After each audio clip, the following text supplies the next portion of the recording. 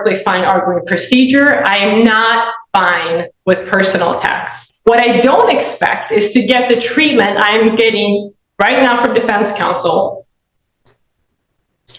based on being female. And that's exactly, I'm just going to call it out, that's exactly what it is. I highly doubt that any of my male colleagues from our office would have been treated the way I've been treated by defense counsel. At first glance, this looks like a routine scheduling hearing. But don't let that fool you. Within seconds, this courtroom is about to shift from calendar management to a heated debate over courtroom ethics, professionalism, and allegations that go far beyond the actual criminal case. Stay with us. Things escalate fast. Good afternoon, Your Honor. Without on behalf of Cyrus Abadi standing to me, right? Cyrus, please speak. Good afternoon, Your Honor. Cyrus Abadi here. All right, this has come back to me. I don't know if it's really a motion, but I don't know who would like to start, but I certainly have some questions. I have a few things to put on the record, but I'll defer to Mr. Dowse if he wants to go first. I have no problem with that. I do not need to go first. So. Well, you might need to. I'm going to let you put on what you need to put on the record, because I think the last communication I saw, Mr. Dowse had filed something and you had requested whether or not we needed a written response or whether or not you could give an oral response.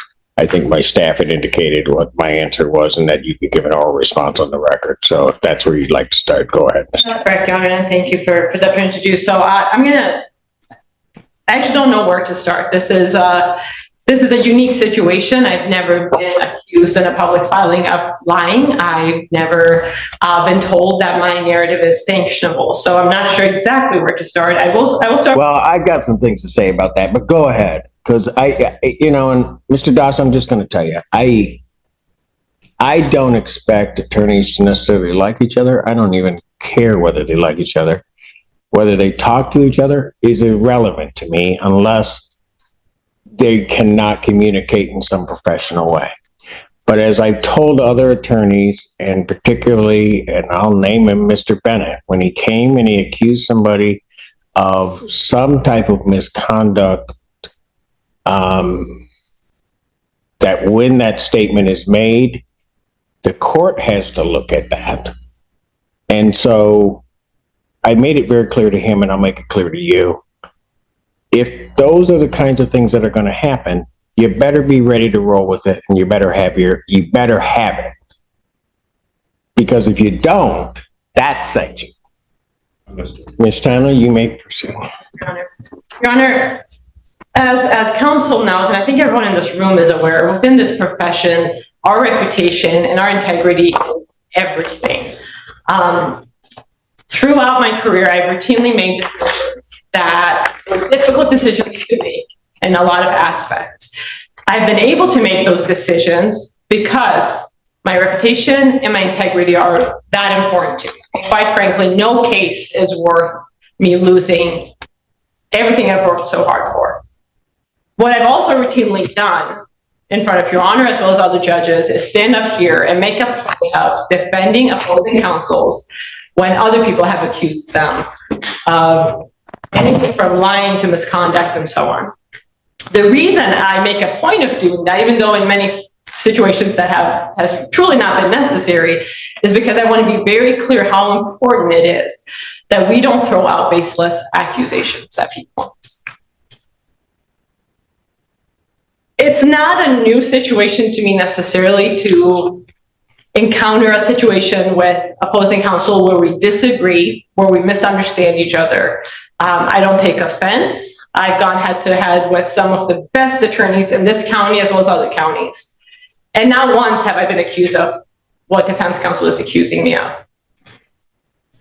And what bothers me more is I actually started out respecting defense counsel a great deal. As far as I knew, we had a fine working relationship, and I had no reason to believe that anything had changed. I think I in this situation, have been more patient, respectful, and understanding of this defense counsel than I would have been with a lot of other counsel for that reason, because we started out respecting each other. Obviously, we've had a point where that's changed. I'm not sure exactly why, and maybe counsel will enlighten us today, but he seems to have a personal problem. I am perfectly fine arguing law. I'm perfectly fine arguing procedure. I am not fine with personal attacks. Those personal attacks are not just in the written form in these public filings where I'm being accused of all kinds of things. They've also been verbal. They've also been contained in an email communication. I have an email, and quite frankly, Your Honor, I wasn't going to bring this up because I don't take personal offense. This field makes us develop very thick skin, and I don't anticipate in dealing with other people within this field for them to have thinner skin than I do. And perhaps that is my mistake, and I need to be more cautious and aware of people's hurt feelings and how it affects how they conduct themselves. I do want to put this on the record because I think it speaks to why we saw the reply that we saw. This is an email from September 25th of this year from Mr. Doss to myself. It's in response to a request he made, a reply I sent him, which again, we can certainly look at that, but this is the part I'm not concerned about. Curious, you can articulate and posture all you want, Marie. Just don't think for a second that I'm not seeing right through you. I don't know what the intent of that email was. What I do know, it's not necessary for what was being discussed. What I know is that it's a personal attack. So I'll just leave it at that. I'll leave it at that. It's not lost on me that unfortunately we live in a society where people who are privileged in certain ways, and specifically being male, think that they can address female attorneys a certain way that differs from how they would address male attorneys. I do this job not expecting to be treated any differently than my male colleagues. I advocate just as strongly as my male colleagues do. Anything less than that would be ineffective. What I don't expect is to get the treatment I'm getting right now from defense counsel based on being female, and that's exactly, I'm just going to call it out, that's exactly what it is. I highly doubt that any of my male colleagues from our office would have been treated the way I've been treated by defense counsel. This is a major turning point. The prosecutor isn't arguing evidence anymore. She's accusing opposing counsel of treating her differently because she's a woman. That's an extremely serious allegation in any courtroom. Do you think this crossed the line into personal attacks, or is this simply the reality of hard-fought litigation? Let us know in the comments. And even though I probably shouldn't be shocked at this point, having done this job as long as I have, I truly am. Because in working with many different male, female counsels of all backgrounds, this is the first time it's risen to this level. And that's saying something. What's even more concerning to me is that it was done in a public filing. Now, I realize, and I've come to understand that defense counsel's feelings were hurt by what he seems to believe is attitude for me, or my treatment of him. I have not treated him any differently than I would treat any other counsel. I've conducted myself in a professional manner when I could.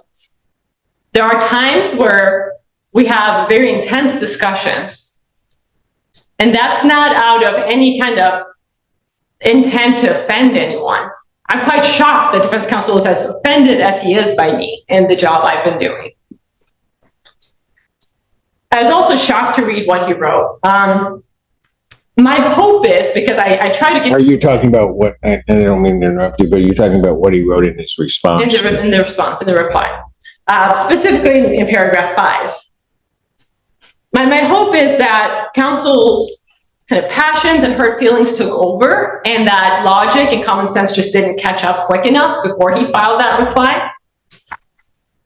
So with the court's permission, I'd like to offer him an opportunity to essentially withdraw paragraph 5 of his reply and ask the court to strike it from the public record. I think that's the appropriate thing to do. I'm not going to sit here and ask for an apology. But at the very least, that is what he could do to remedy the situation. And I do have serious concerns about his ability to efficiently represent his client when he seems to have such hurt feelings and such a personal problem with him. So that might be something he might want to consider. And you're not going to discuss the case. That's something, I appreciate the opportunity to put that on the record. I felt the need to defend myself. Judge Barr was present for a great deal of our conversation, actually all of our conversation in chambers. And I'll kind of leave it at that. As to that issue, and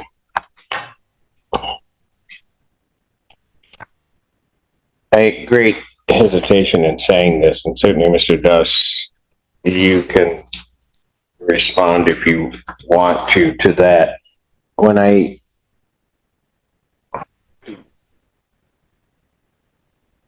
let me just say this before you respond.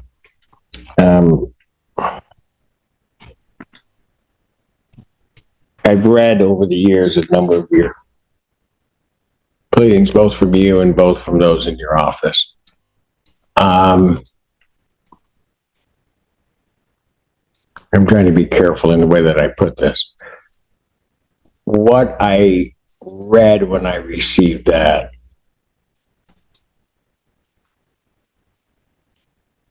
I was surprised. Surprised, and I will say a little bit taken aback. Mainly because, and you know me, I'll just be blunt, I expected better from you. So, Notice the judge's tone here. He's not deciding who's legally right yet. He's addressing professionalism. Judges expect attorneys to fight aggressively on legal issues, but accusations questioning another lawyer's honesty require strong evidence. When a judge says, "I expected better," that's a warning every attorney takes seriously. and I say that not with any thought as to how I would rule on this issue, because that wasn't really what was playing into my mind. I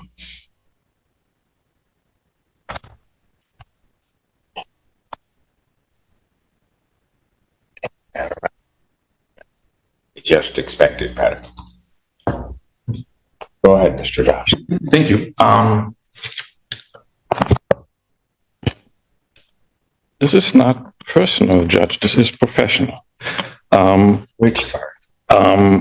What I have put in writing and submitted to the court. No, Mr. Doss. And I'll let you go on. But no, this was clearly personal. I have been reading briefs and preparing briefs, memorandums for over 30 some odd years. I've been reading them as a judge for over a quarter century.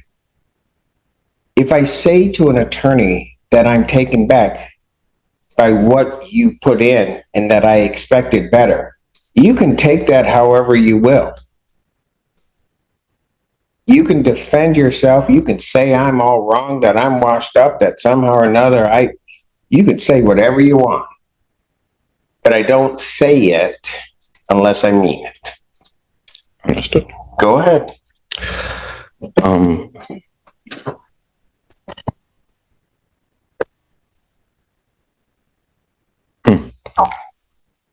Well, I'm an honest man.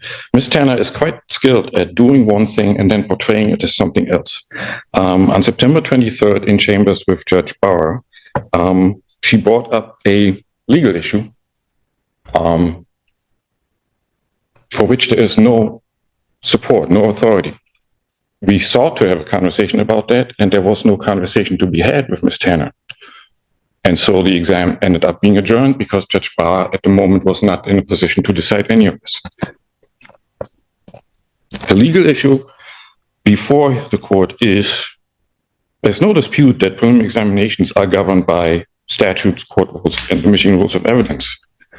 And under those rules, under MRE 4482C, defense counsel at exam at a CSC case may inquire about what is permitted within those rules. The proposition before the court is raised at the last occasion is that for defense counsel to elicit evidence under that rule at exam, there first has to be a motion and offer of proof. For that proposition, there's no authority whatsoever. Okay, Mr. Doss, can I just stop you since you want to get into the substance of it? Let me just say this. All the years I've been sitting on the bench, the rape shield statute has applied at preliminary examination. Because if it didn't, it frankly makes no sense. To say to someone, we afford you these protections from this intrusion into your life here, but we don't do it here, makes no sense. Because it's one of those things that once the cow has left the field, it's out. It's just there. And so it doesn't make any sense. Moreover, Mr. Doss, I was a bit surprised by it because your colleague, Mr. Shea, has argued the rape shield at preliminary examination, I believe on 2 occasions, but certainly one before me, and never indicated, never said whatsoever that it does not apply at preliminary examination. Go ahead. Well, the authority that there is on that issue is to the contrary. I believe it, I put it in writing, I provided the court with the authority. What in fact I did was, I did not submit an advocacy piece. I did not, I'm not asking anything of the court. I'm not trying to convince the court of anything. I advised the court on what the law is. I believe I was well within the rules on going about it in that way. As far as now what Ms. Tanner put on the record earlier, I understood, based on what the law is, that Ms. Tanner on September 23rd was taking an unsupported legal position and was in a way misinforming Judge Barr about it and was not having a conversation about it. What, misinforming Judge Barr that the rape shield applied at preliminary examination? Yes. Now the discussion shifts back to pure law. The dispute centers on Michigan's rape shield protections and whether certain evidence can even be explored during a preliminary examination. This isn't just technical legal jargon. It can dramatically affect what information the judge is allowed to hear before a case ever reaches trial. She would be taking a position that has been the long-standing practice in this county. How can you say that she's somehow just come out with something out of thin air? Show me one case, Mr. Dawson, in this county where rape shield has not been applied and not stood at preliminary examination. The aspect that doesn't apply is the mechanism of a motion and offer of proof in MCL 750520J2. That aspect is just not applicable at this stage. It comes into play once the case is bound over. And that's the very issue that Ms. Tanner raised. She approached me asking whether I would elicit any testimony. So, Mr. Das, you paint yourself into a corner. Because if that's the argument, then none of it comes out at prelim. Because the judge at prelim is the gatekeeper of all of that. And so what would actually end up happening is none of it would come in, ever. And then you go ahead and just make your argument in, circuit court. Well, I understand we disagree on what the applicable law is on the issue. I did put it in writing. It is published. Oh, but I'm talking about two different things, Mr. Doss. I'm saying if you're indicating that the doctrine of rape shield and the protections that it's afford do not apply at prelim, then the judge, quite frankly, has the option of not hearing that testimony. Plain and simple. And then I just don't let it in. If I'm handling it, I don't let it in. And then you're going to have to deal with it as you want to deal with it in circuit court, which you won't get it in there. If what the court describes were so, then the court would at that moment disallow the admission of relevant evidence under the court rules. It's irrelevant. Somebody's past sexual history is irrelevant. I could just say that and I'm done. Not with the defendant.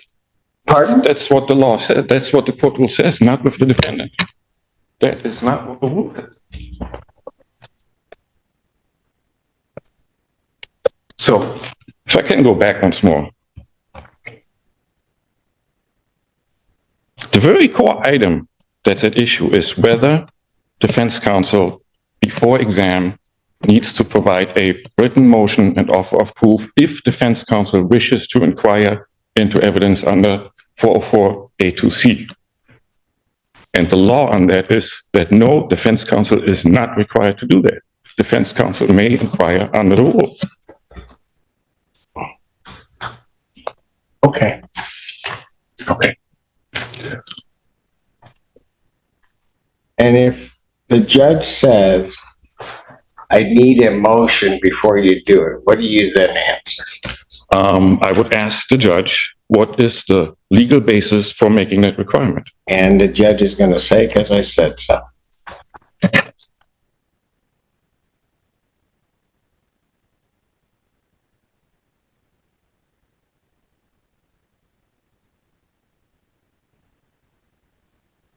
I am hearing that, and yes, I am greatly at odds with it, because there's no legal basis. This exchange perfectly illustrates the tension between judicial discretion and an attorney's duty to preserve legal issues for appeal.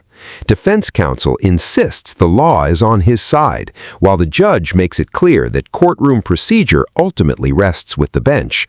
High-level legal disagreement, but with very real consequences. Maybe that's the reason you wear the robe and you don't.